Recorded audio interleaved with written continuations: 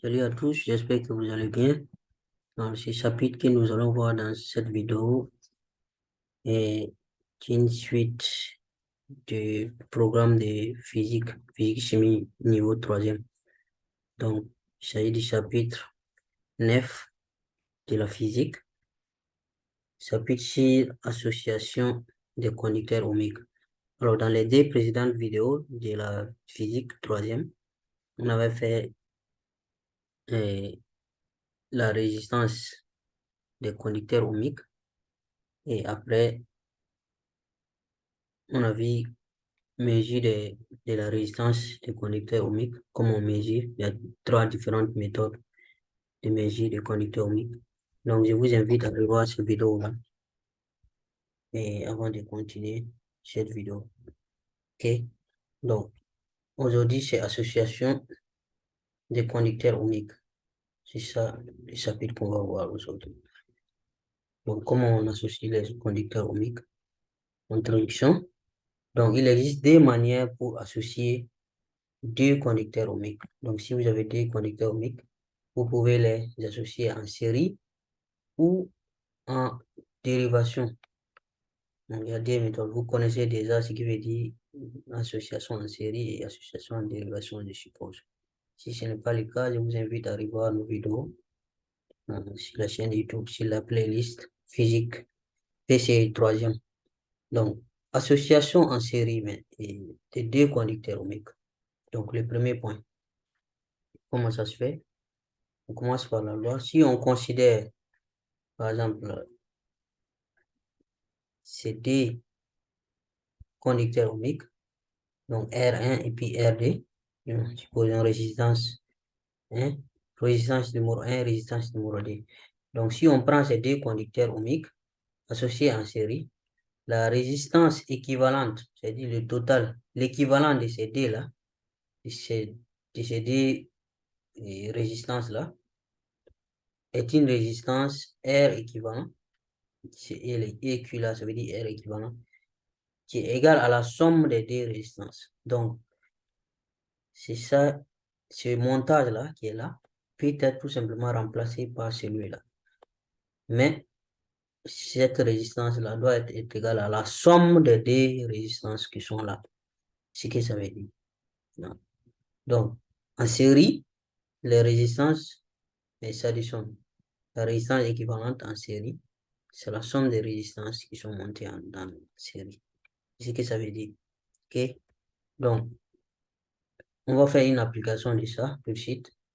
Donc, si on prend cette résistance de 50 ohms et c'est une autre résistance RD, les deux sont associés en série. OK? Donc, si on considère que la tension ici, c'est 12 volts, la tension du générateur, 12 volts, et l'intensité délivrée par les générateurs, l'intensité du courant est de 200 mA.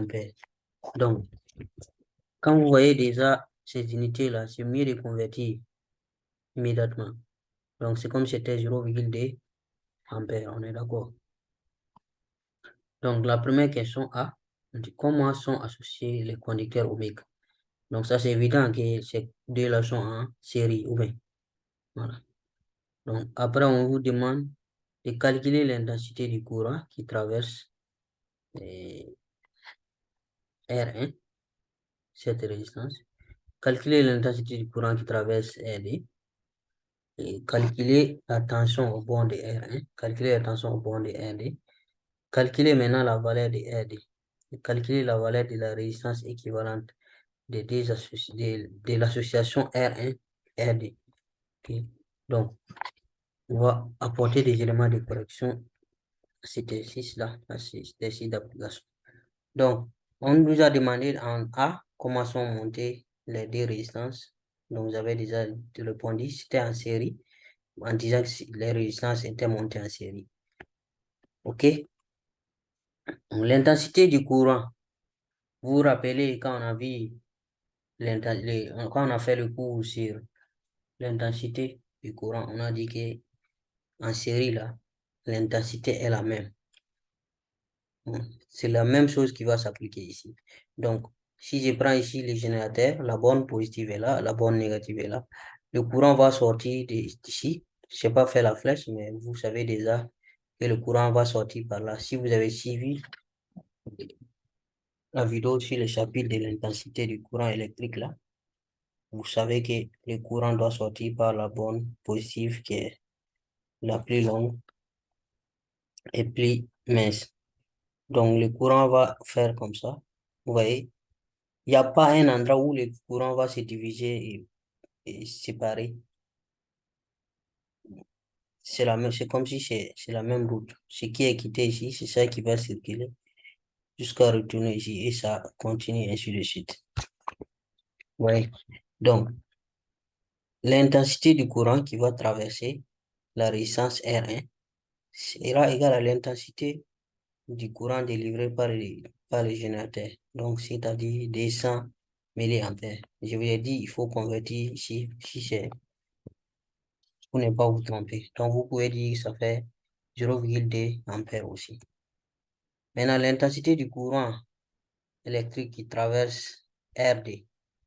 Donc, c'est comme ce que je viens d'expliquer. L'intensité qui sort du générateur ici sera la même intensité. Hein, comme ça. Donc, l'intensité RD de IRD sera aussi égale à l'intensité du générateur. Sera aussi égale à 200 milliampères. Donc, ça répond toujours à la source principe et selon lequel en série, l'intensité est la même. Maintenant, on parle de tension. La tension est au bord du conducteur R1. Donc, on a une formule quand on a fait les conducteurs ohmiques, résistance du conducteur ohmique, on a eu cette formule-là qu'on a appelée la loi d'Ohm. Donc, U R1, normalement, les R1 là devaient être en indice. Donc, la tension de la résistance R1 est égale à la résistance R1, c'est-à-dire la valeur de la résistance R1, multipliée par l'intensité qui traverse la résistance R1. Donc, IR1 égale à R1 fois IR1. La tension au bord de la résistance R1 est égale à la valeur de la résistance R1 même, multipliée par l'intensité du courant qui traverse cette même résistance. Donc, c'est la loi d'Ohm. Donc, il faut juste se rappeler que vous devez convertir l'intensité là en ampères. OK? Donc, si vous faites 0,2, c'est-à-dire en ampères, et vous multipliez par 50, c'est ça qui vous donne 10 volts. Voilà. Donc, on continue. Maintenant, la tension au bord de cette résistance-là. Donc, on sait que le générateur, ça fait 12 volts. Le générateur a 12 volts à ses bornes. Et que ces 12 volts-là, que nous sommes en série. Et si vous vous rappelez notre chapitre, si les montages, on avait dit qu'en série, la tension là, elle se divise. C'est-à-dire, la tension est aux bornes du générateur là, va se scinder pour alimenter les appareils qui sont dans les circuits. Et on avait dit que c'est la somme, voilà, de tension ici, plus tension ici, qui va donner la tension du générateur. C'est équivalent, quoi. Donc, on peut tirer la tension de qui, au bord de la résistance RD dans cette formule. Donc, I du générateur, tension du générateur, égale tension de la résistance R1 plus tension de la résistance RD. Je n'ai pas mis le signe et je modifie ça. Et puis, on continue. Et je pense que c'est corrigé. Je viens de corriger ça. Donc, tension du générateur égale à la somme des tensions au bord de ces deux appareils-là, des deux conducteurs ohmiques.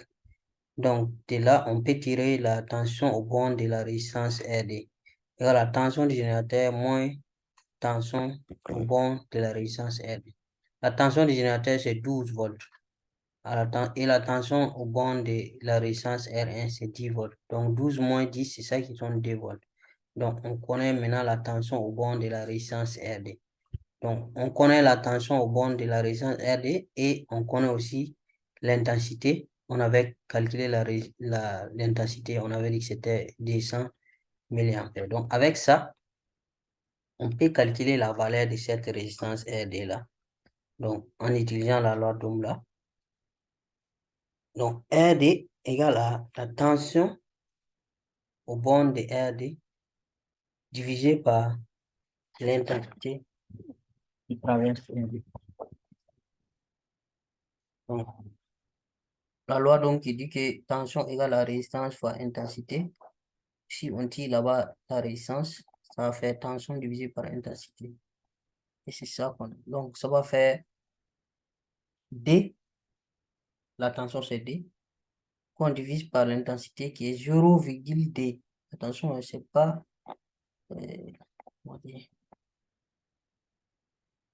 c'est pas descend. Il faut convertir l'intensité là en ampères. Voilà. Si vous ne convertissez pas, ça va pas donner. Vous allez avoir des valeurs erronées. Donc, souvent, il y a des professeurs même qui peuvent vous donner des points juste parce que vous avez bien posé la formule et que vous avez... Et même si le résultat n'est pas juste, il peut vous donner les points si vous avez bien posé la formule. Voilà. Mais ici, je pense qu'il y a une erreur. C'est 10 qui devait être là. Parce que c'est 0, voilà. D divisé par 0,D. Donc, ça devait être 10.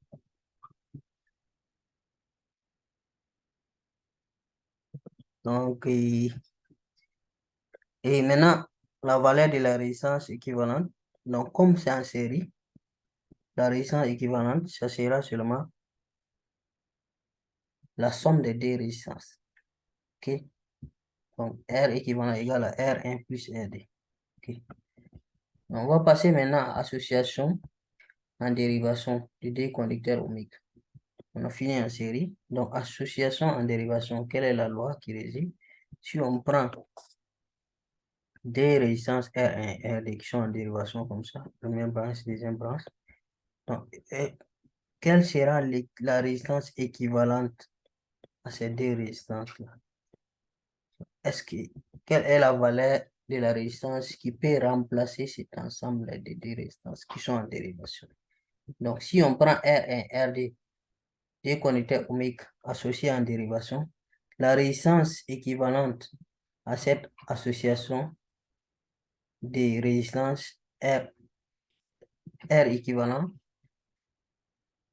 est telle que R équivalent égale à tension de dérivation divisé par l'intensité de dérivation. Donc, la tension, vous voyez ici cette flèche-là, la tension ici, divisé par l'intensité qui entre dans cette dérivation. La tension au bord de cette dérivation divisé par l'intensité qui entre dans cette dérivation. Donc, on préfère dire dérivation parce qu'il pouvait avoir d'autres dérivations en haut ici, par exemple. Voilà. Sinon, on pouvait dire, comme ici, là, dans ce cas précis, hein, on a seulement ces deux branches qui sont en dérivation. Il n'y a pas une autre dérivation ici. Ou il n'y a pas un autre. La même chose que là, on pouvait faire en haut ici, quoi. Donc, on pouvait, dans ce cas précis-là, on peut dire que c'est la tension du générateur. Il n'y a pas de souci. Mais c'est mieux de garder cette définition-là. La tension dans cette dérivation divisée par l'intensité de la dérivation. C'est ça la formule pour trouver la résistance équivalente. Donc, ce n'est plus la somme. Quand ça a une association, on ne peut pas additionner. C'est en série qu'on additionne. Donc, voici une application. On considère ce schéma-là, ce montage où R1 et R2 sont en dérivation. Donc, on nous donne la valeur de R1 100 ohms, R2 40 ohms, 140. Générateur, une tension de 12 volts. Maintenant, on nous demande comment on appelle ce montage-là. Comment sont associés les conducteurs ohmiques là. Après, on demande de calculer R1. Après, on demande de calculer, pardon, pas R1, la tension au bord de R1, tension au bord de R2, l'intensité qui traverse la résistance R1 et celle qui traverse R2. Et calculer maintenant l'intensité du courant, c'est-à-dire délivré par la pile. Et calculer la valeur de la résistance équivalente de l'association. Maintenant, on demande de comparer la résistance R1, vous voyez, qui est là, à la résistance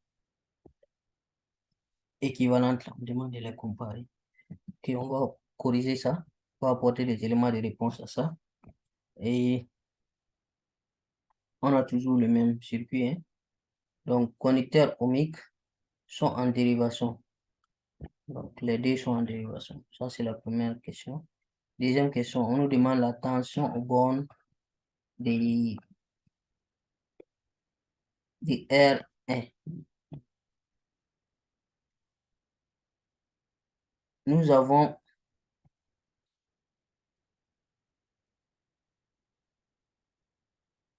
je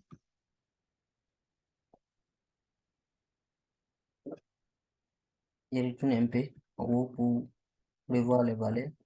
Voilà. On a la tension du générateur là qui fait 12 volts. Ok.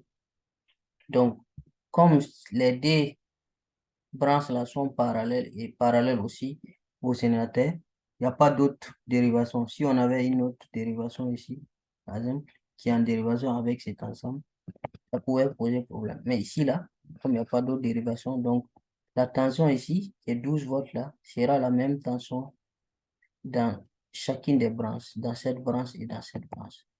Donc, voici pourquoi la tension au bord de R1 sera 12, la tension au bord de R2 sera aussi 12. C'est ça. Voilà, 12, 12, R1, R2.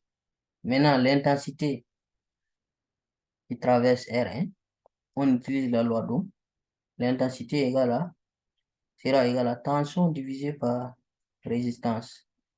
Voilà. Parce que la loi d'Ohm dit que tension égale à résistance fois intensité. Donc, dans cette relation, on peut tirer l'intensité facilement. Donc, l'intensité R1, IR1 égale à U, la tension R1, divisé par la valeur de la résistance R1. Donc, ça fait le 12 là, divisé par 100, non? Je pense. Mais, ouais, ici, la tension est en volts. Maintenant, la résistance était combien? 100. La résistance R1, c'est 100, hein? Je pense. Voilà, R1, c'est 100. Donc, c'est 112 divisé par 100. C'est ça qui va faire 0,12 en ampères. Maintenant, ici, on a juste converti ça en milliampères. Vous voyez? Voilà. Donc, on peut faire pareil pour la résistance RD en appliquant aussi la tension divisée par la résistance pour avoir l'intensité qui traverse. La résistance ici, c'est 30, je pense. Donc, 12 divisé par, c'est combien? La résistance RD, la valeur de la résistance RD, c'est combien? Ah, c'est 40. Voilà. Donc, c'est les 12 divisé par 40 et on convertit en milliampères qui donne les 300.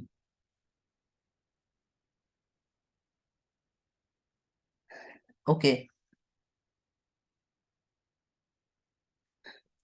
Maintenant, on nous demande l'intensité délivrée par la pile, l'intensité qui traverse la pile. Si on sait que, comme c'est en dérivation, ce qui est sorti ici, c'est ça qui va arriver là. Et ça va se diviser en D. R1, puis RD. Donc, c'est les D qui vont se réunir ici pour revenir là. Donc, I de la pile là, IP égale à IR1 plus IRD, la somme des deux intensités. Donc, ça plus ça. C'est ça qui fait les 420. Maintenant, on peut calculer la résistance équivalente là, sans problème. Parce que la formule qu'on nous a donnée, on nous a dit que ça fait la tension de la dérivation divisée par l'intensité de la dérivation. Dans ce cas précis, ça revient à dire aussi que c'est la tension du générateur divisé par l'intensité du générateur. Donc, ça va faire les 12 divisé euh, par ça, 0,42. C'est ça, c'est en milliampères. Donc, il faut convertir en ampères pour pouvoir diviser. Voilà. Donc, les 12 là, ça c'est la tension ici. Et l'intensité 0,42. 12 divisé par 0,42.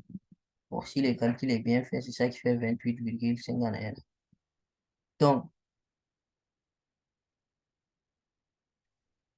qu'est-ce qu'on remarque? On remarque que la résistance équivalente là, elle est plus petite que la résistance R1. Et elle est d'ailleurs plus petite que la résistance RD. Donc, ici, la résistance R1, c'était combien? 100. La résistance RD, c'était combien? 40. Donc, il faut retenir que quand on est en dérivation là, la résistance équivalente là, de la dérivation, elle est plus petite que la plus petite des résistances. Ça, c'est important. Vous voyez que la plus petite, parmi les deux, là, 140, la plus petite valeur ici, c'est 40. Mais l'équivalent de cet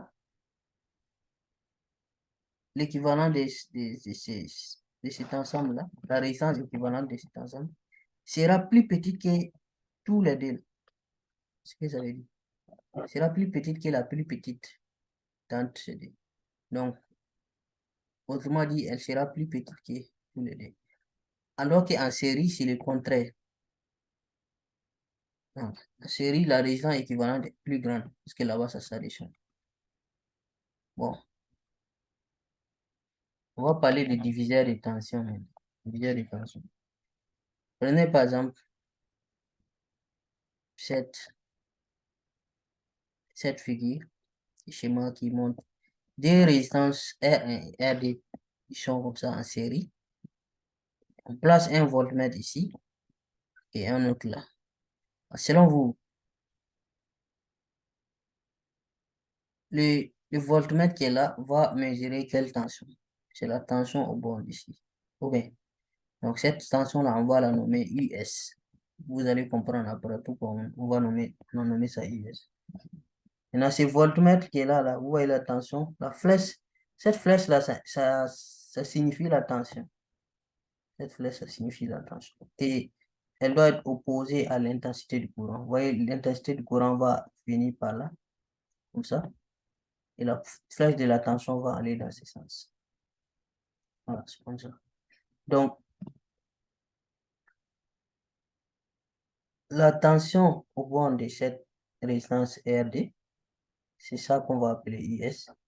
Et cet appareil, ce voltmètre, va mesurer la tension totale des deux, si on veut. Oui, c'est en dérivation avec cette branche, non? Voilà, c'est comme si le voltmètre a une dérivation avec l'ensemble des deux résistances dans la série. Donc, cette tension, on va l'appeler UE. Donc, qu'est-ce qu'on a?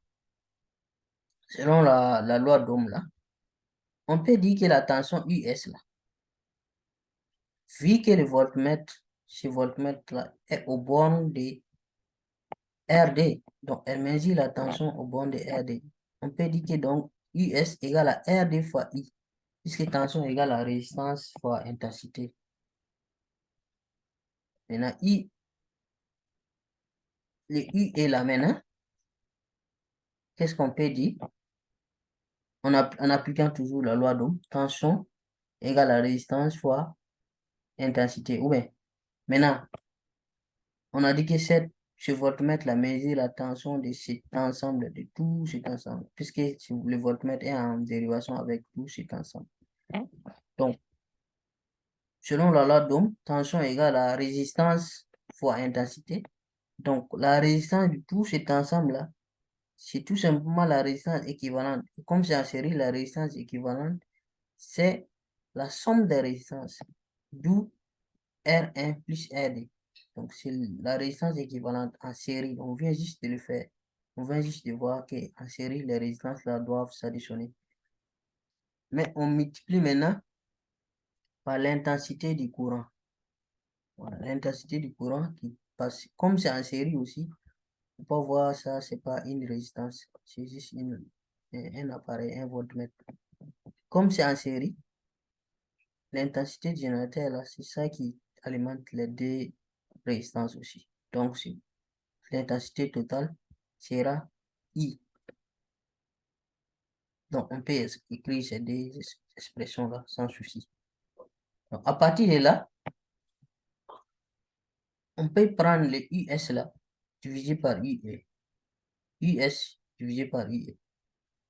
Ça veut dire que c'est ça divisé par ça. Autrement dit, on prend ce qui est à gauche, on les divise ensemble. Ce qui est à droite, on les divise ensemble. Donc, voici ce qu'on va obtenir. Maintenant, à partir de là, on peut tirer US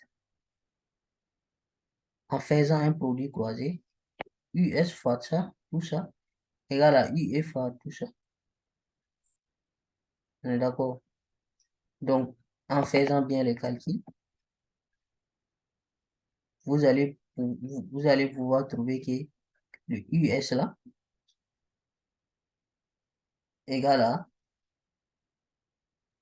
si les intensités là vont se simplifier ici, hein, vous voyez, non? Est-ce que vous arrivez à voir que I, intensité ici va partir, intensité ici va partir. Donc, c'est comme si le US multiplié par cet ensemble, ça, puisque les intensités vont partir. Et puis le UE sera multiplié par RD uniquement. Donc, à partir de là, on peut tirer le US.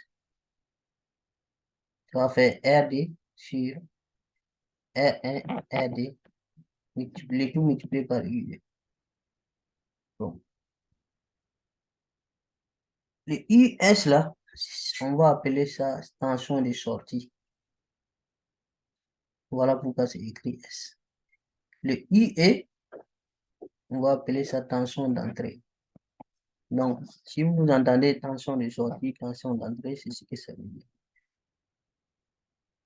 Maintenant, là où la plupart des élèves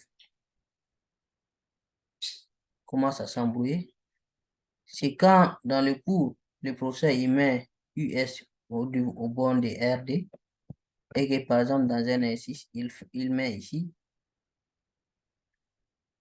le voltmètre qui mesure US là au borne de R1. C'est ça qui embrouille les élèves souvent. Mais en réalité, c'est pas compliqué aussi. De la même façon, vous pouvez procéder ici en juste remplaçant RD par R1. Puisque en ce moment, la tension de sortie sera obtenue à partir de R1. Donc, tension de sortie sera égale à R1 fois intensité fois I au lieu de RD. Et si vous faites bien les choses, vous allez trouver que R1 va se retrouver ici. Donc, voici l'astuce qu'il faut retenir. Quand le voltmètre qui mesure tension de sortie est au bord de RD, c'est RD qui est ici. Si le voltmètre qui mesure la tension US, tension de sortie est au bord de R1, c'est R1 qui va être ici, au numérateur. Mais le dénominateur, c'est toujours R1 plus RD. Donc, cette formule, elle est vraiment importante. Il faut essayer de la retenir. Ou mieux, essayer de la retrouver. Alors, vous pouvez faire la même procédure là pour retrouver cette formule. C'est pas compliqué. Mais si vous voulez la retenir, il faut retenir que US égale R, là où le voltmètre US là est placé là, qui mesure US là est placé. Si c'est au niveau de RD, c'est RD qui va être au dénominateur. Si c'est au niveau de R1, que le voltmètre US là est placé. Donc c'est R1 qui va être ici. Et le dénominateur, c'est toujours R1 plus RD. Et le U est ici, la tension d'entrée sera ici. Vous allez voir que cette relation-là va vous aider beaucoup dans l'exercice. Ok, on continue. On va parler maintenant du montage potentiométrique. Montage potentiométrique. Qu'est-ce qu'un montage potentiométrique? Donc, il y a un appareil qui nous permet de faire ce montage-là. Cet appareil-là, on l'appelle le rhéostat. C'est le rhéostat. Le rhéostat est une résistance variable et réglable. Donc, c'est une résistance, mais qu'on peut changer la valeur. Vous vous rappelez, dans le premier cours, ou la première vidéo sur les résistances, on a dit que la résistance a tendance à s'opposer au passage du courant. Plus la résistance est grande, plus le passage du courant devient difficile. Donc, si on a une résistance que nous, on peut varier, ça veut dire qu'on peut augmenter et, ou diminuer. C'est-à-dire on peut augmenter ça ou diminuer ça. Ça, variable. Donc, si on a une résistance, si on veut augmenter, on peut augmenter, si on veut diminuer, on peut diminuer. Cette résistance-là va nous permettre de jouer sur le passage du courant, par exemple. OK? Parce que tension égale à résistance fois intensité. Ouais. Donc, supposons que la tension au bord de votre générateur, ça ne change pas, ça ne varie pas. Peut-être ça varie, mais pas trop comme ça. Donc, si la relation tension égale à résistance fois intensité, si la résistance augmente, vous voyez que l'intensité va diminuer. Et inversement. Donc, ces rhéostats-là, son symbole, c'est comme ça. Dans les circuits, si vous voyez quelque chose comme ça, c'est ça le symbole. Symbole normalisé du rhéostat. Il est là.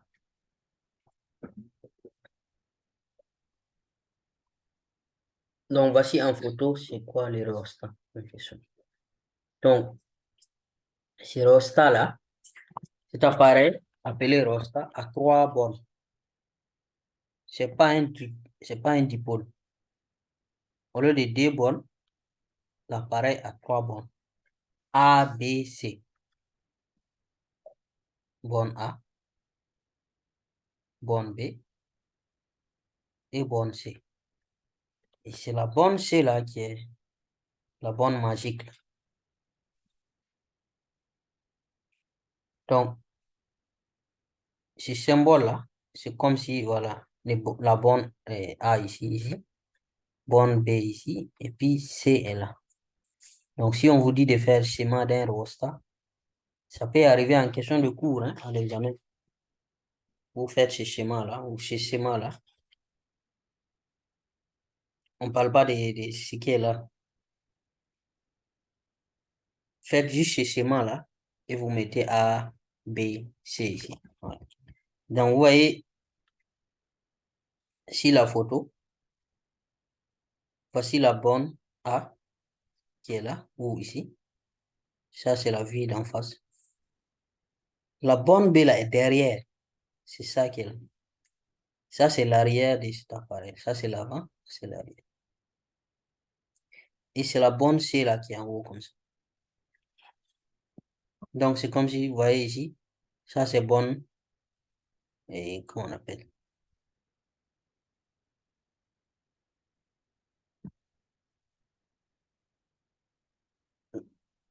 Les bornes A et B ici.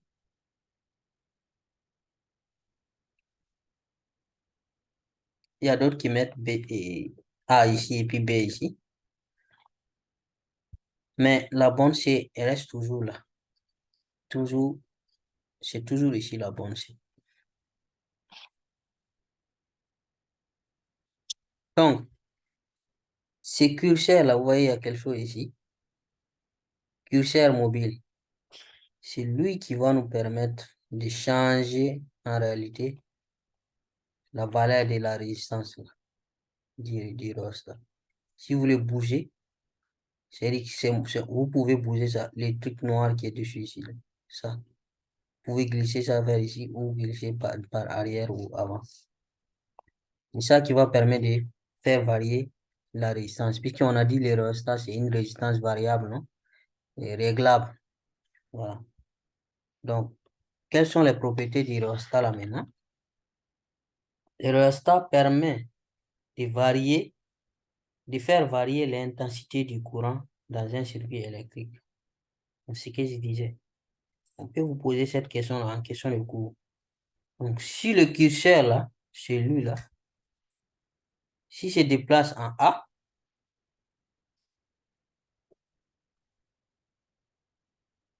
s'il se déplace en A, l'aérostat est une résistance nulle, zéro.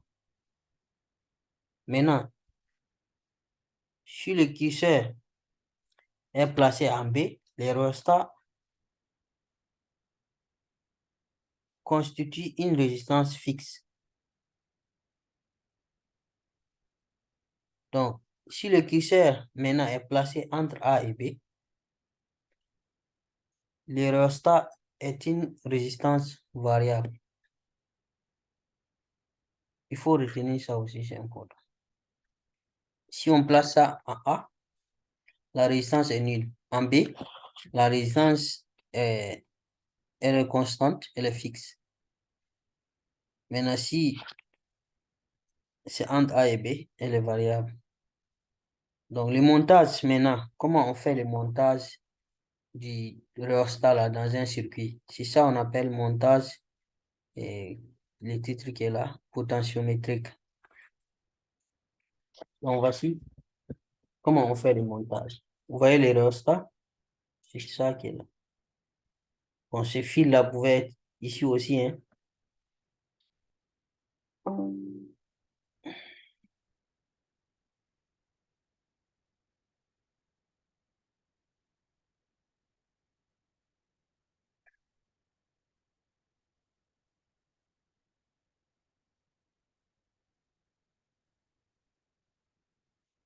Donc, je disais que ce fil-là, la connexion ici, pouvait être ici aussi. Donc, il faut comprendre seulement que si vous placez, vous voyez que ça, c'est la borne C. C'est la borne C là, qui permet de faire varier votre rhéostat. Si vous placez entre ces deux bornes-là, c'est comme une résistance fixe seulement. Ce ne sera pas variable. Donc, c'est ça qu'on appelle montage potentiométrique. C'est le rhéostat qui est placé. Vous voyez cette lampe. Vous pouvez voir un voltmètre ici. Donc, le montage potentiométrique est une utilisation ingénieuse du rhéostat. Donc, on peut vous demander de faire ce montage-là aussi. Hein? En question de cours, bien sûr. Donc, je pense que c'est tout, mais on va essayer de faire des exercices. Question de cours d'abord. On vous demande d'énoncer la loi d'association pour les résistances en série, après en dérivation, schéma d'indivisaire de tension avec résistance R1, RD, donné en fonction de R1, RD, U d'entrée, tension d'entrée.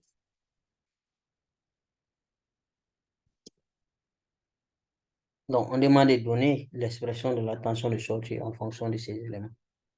Et puis, il y a un tableau, ce tableau qui est là. On nous demande maintenant, on donne la résistance R et l'ensemble de l'ensemble constitué par deux résistances, R1 et puis RD, associées en série ou en dérivation. Donc, en tout cas, on a R1 ici et on a RD ici, et l'équivalent est là. Maintenant, c'est soit en série, soit en dérivation. Donc, à nous basant sur les principes de la résistance équivalente en comparant avec les résistances qui sont en série en dérivation, de trouver de quel type d'association il s'agit. Voilà, donc on y va. Donc, premièrement, donc en série, soit R1, RD, conducteurs ohmiques associés en série, la résistance équivalente de cette association est une résistance R équivalente, telle que R équivalent égale à R1 plus RD.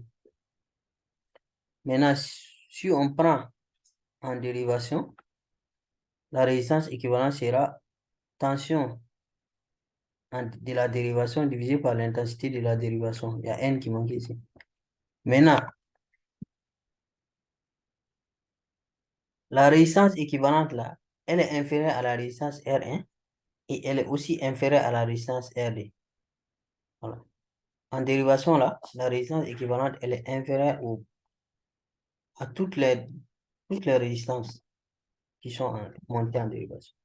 Donc, un diviseur de tension avec les résistances R1, RD. Donc, voici un diviseur de tension. Donc, R1, RD. Vous voyez qu'ici, je n'ai pas mis, mais ici, vous connaissez maintenant, ça c'est US, tension de sortie, et ça c'est UE, tension d'entrée. Donc, la tension de sortie est mesurée au bord de RD. Donc, dans la formule que j'ai dit là, c'est que c'est RD qui doit être en haut, au numérateur. Voilà, l'expression de US. Voici cette expression-là qu'on vous demande. US égale à RD sur R1 plus RD, le tout multiplié par tension d'entrée. Maintenant, le tableau. On a la résistance R1 ici, la résistance RD ici. Donc, quand on voit ici, 680 plus 820, ça fait combien? Et ça fait les 1500 là. Voilà, c'est 600 plus 800, ça fait 1400, non? Maintenant, 80 plus 20, ça fait 100. Donc, ça fait 1500. Donc, ça veut dire que ça, c'est en série. Donc, quand ça s'additionne, quand la somme des deux résistances donne la résistance équivalente, donc ça veut dire que c'est une association en série. Maintenant, ici, la résistance équivalente, elle est plus petite que tous les autres.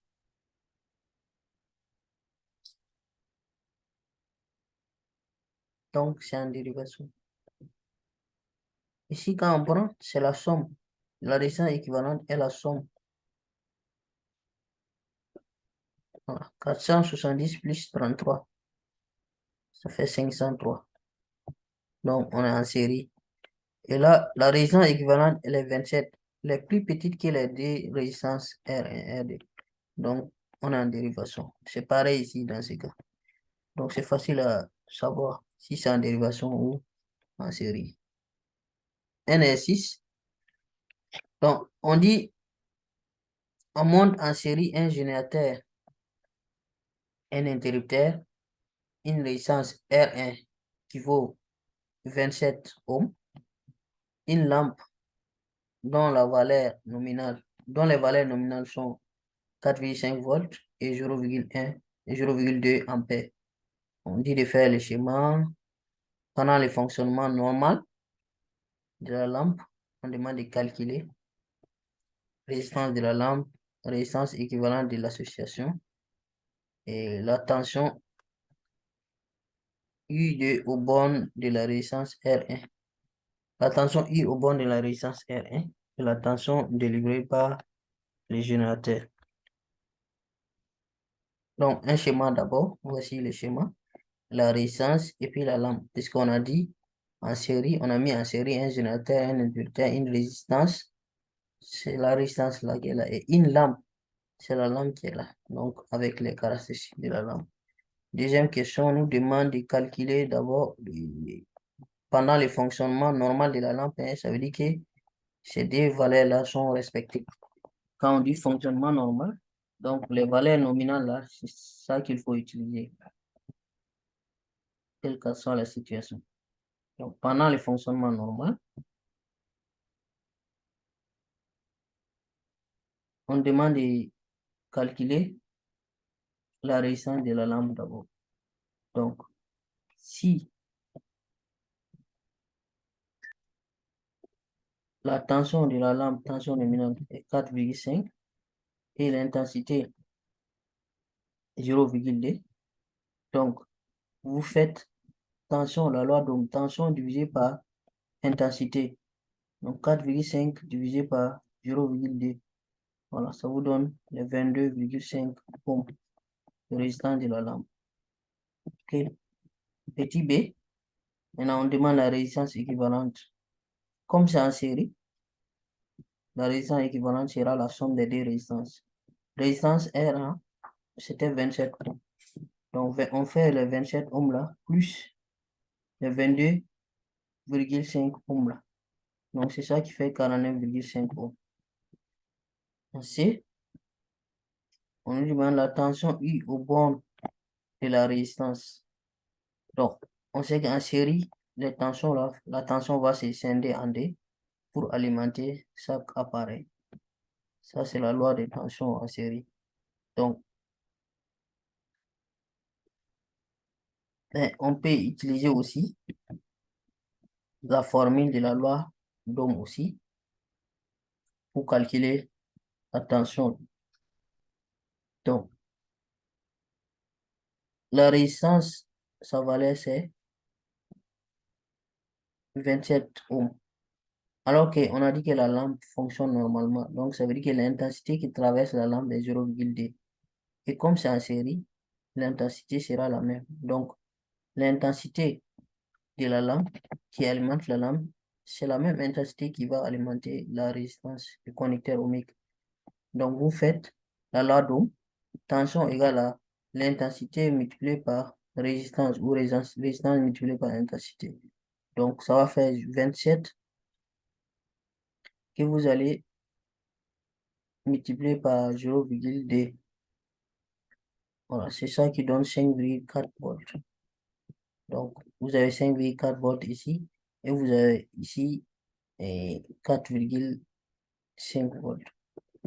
Donc, avec ça, vous pouvez additionner la tension de la résistance plus la tension de la lampe au point de la lampe pour avoir la tension du générateur, puisque c'est en série et la tension se divise entre les appareils.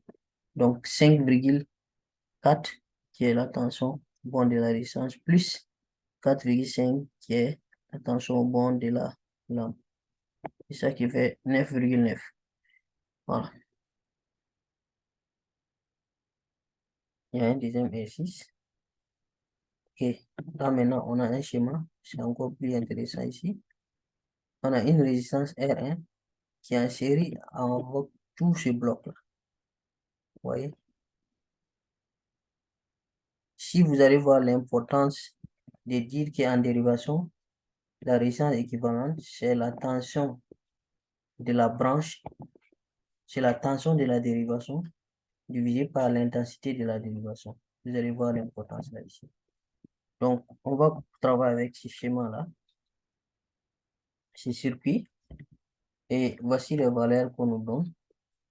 Et le générateur, c'est 9 volts, R1, 30 ohms, R2, 20 ohms, R3, 60 ohms. Donc, ce tempéromètre-là mesure 200 mA. Il faut faire attention aux unités à chaque fois. Donc, voici ce qu'on nous demande de calculer. Tension au bord de R1, tension au bord de R2, tension au bord de R3, l'intensité qui traverse R3, l'intensité qui traverse RD, la résistance équivalente de la dérivation, c'est-à-dire la résistance équivalente de ça. Et maintenant, la résistance équivalente de l'ensemble maintenant, c'est 3. Voilà. OK. Donc, j'ai remis les données là ici pour faciliter les choses. Et le montage est là. Comme correction maintenant. La première question nous demandait de trouver la tension au bord de R1. Donc, qu'est-ce que nous savons sur R1? Nous savons que sa valeur, ça fait 30 ohms. Maintenant, tension, la loi de tension égale à R résistance multipliée par intensité. U égale à R fois I. Donc, l'intensité qui traverse R1, là. Vous voyez ici, la bande positive du générateur est là. L'intensité, le courant va sortir par là, traverser ici. Arriver ici, le courant va se scinder en D. Continuer comme ça par là. Et ici, le courant qui est entré par là, scindé ici, va se réunir ici. Et on se rend compte que c'est la même chose qui a quitté ici, là. C'est ça qui va ressortir par là. Alors que là, on nous dit que l'ampèremètre là indique 200 mA. Donc, ça veut dire que l'intensité que les générateurs là délivrent là, c'est 200 mA. Autrement dit, c'est 0,2 A. Donc, c'est la même intensité qui va traverser la lampe R1. Donc, tension R1 égale à U1 multiplié par 0,2. Donc, ça va faire U1 égale à R1 multiplié par 0,2. Donc, R1, c'est-à-dire 30 fois 0,2. Voilà, c'est ça qui fait 6 volts. OK? R1 fois I, P. I de la pile. Donc, deuxième question. La tension maintenant au bord de RD. Ici, la RD. Il faut faire attention. Et je vous avais dit, quand vous avez comme ça, et puis on vous demande attention là, si vous pouvez remplacer tout ça là par une, quand on faisait les dérivations avec les lampes, là, les circuits avec les lampes, vous remplacez tout ça là par un seul appareil. Vous imaginez que c'est un seul appareil ici. Imaginez qu'il y a en série avec cet appareil. Donc, de ce fait, comme c'est en série, la tension que le générateur là va livrer là, va se scinder en deux pour alimenter ici et alimenter ici. C'est ce que ça veut dire. Donc, systématiquement, comme la tension du générateur là, on a dit que c'est 9 volts ici, et que celui-là, il a pris combien? 6 volts. Et ça veut dire que ce qui reste là, qui est l'ensemble qui est là, va prendre. C'est-à-dire 3. Donc, tension du générateur égale à UR1 plus URD. Pourquoi? Parce que tout simplement, la tension de cet ensemble-là, comme c'est en dérivation, sera égale à la tension de cette branche, sera égale à la tension de cette branche. J'espère que vous comprenez. Donc, je recommence un peu. Ici, la tension du générateur va se scinder en D pour alimenter ici. et alimenter ici. Parce que ces blocs-là, en réalité, est en série avec cette résistance. Et en série, les tensions vont se diviser. Donc, la tension du générateur qui fait 9 volts là, ici, va se scinder en D, pas équitablement. Va se scinder, alimenter ici et alimenter ici. Vu que ici, là, on a déjà 6 volts, on a déjà calculé R1, ça fait 6 volts. C'est qu'ici, là,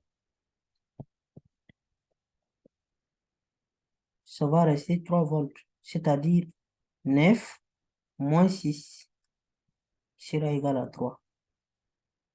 Maintenant, si tout ce bloc-là fait 3 volts et qu'on a en dérivation ici, c'est que dans chaque branche, on aura 3 volts. Chaque branche aura 3 volts. Donc, ce qui veut dire que URD sera 3, UR3 sera égal à 3 aussi. Donc, c'est tout simplement ça qu'on a fait ici. URD égale à UG moins, c'est moins, je vais être là, R égale à 3. Voilà.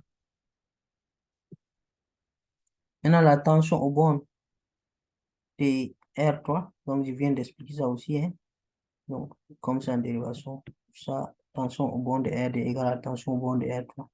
Ça fait 3 volts. Ok, deuxième question, petit a, petit d, petit a. L'intensité maintenant du courant qui traverse la résistance R3. Comment on peut trouver cette intensité? On a déjà la tension et on a la valeur de la résistance. R3, ça fait 60. Ouais. Et la tension, on vient de calculer, ça fait 3 volts. Donc, tout ce que vous avez besoin de faire, c'est de vous assurer que on est en volts. Les tensions, c'est bien converti. Donc, vous faites tension divisé par résistance. C'est-à-dire 3 volts, et les 3 volts qu'on vient de trouver là, divisé par la résistance R3, qui est 60. Donc, si vous faites 3 divisé par 60, vous allez trouver 0,05.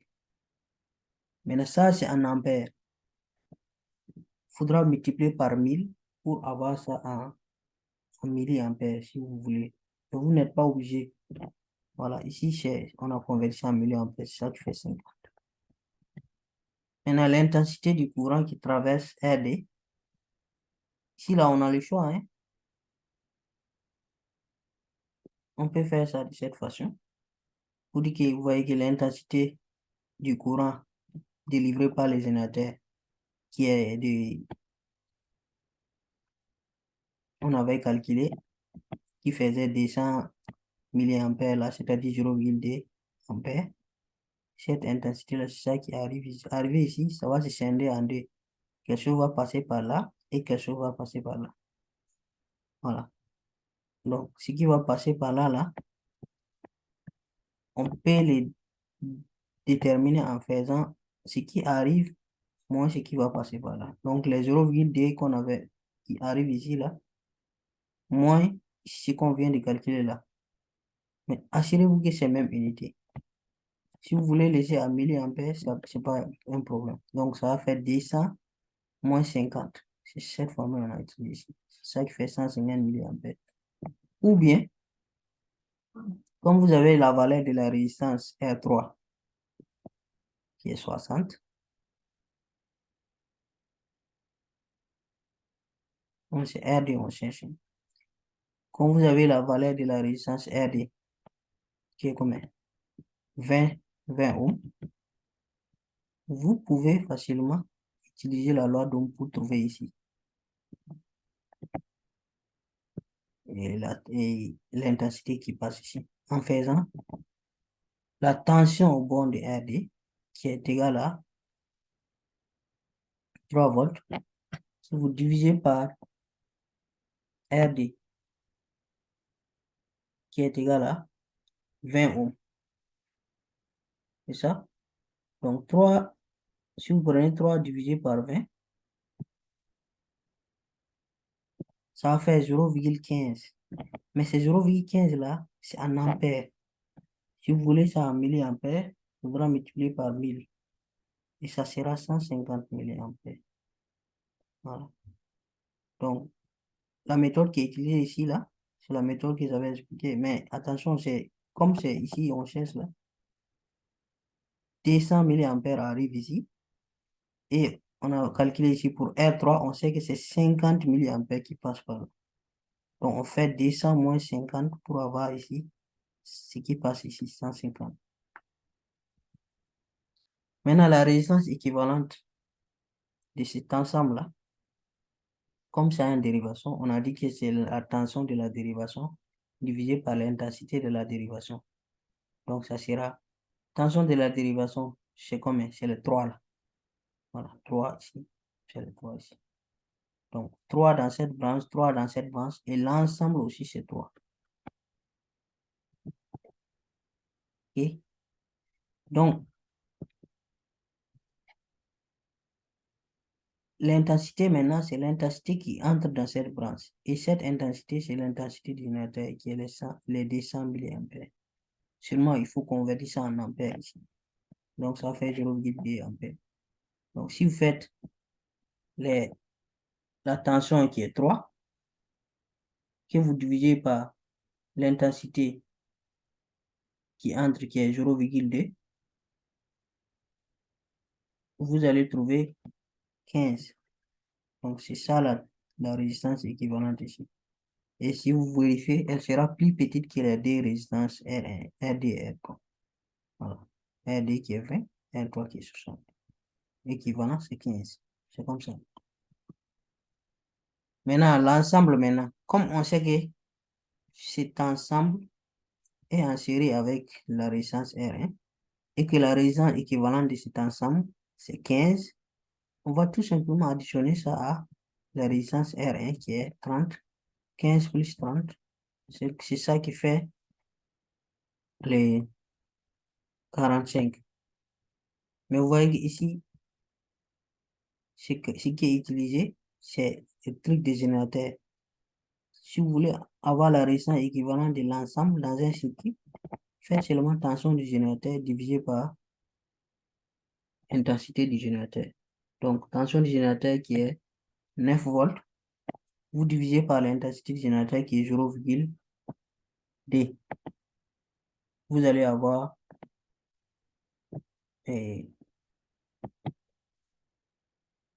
la valeur est 45 ohms. Voilà. 9 divisé par 0,2.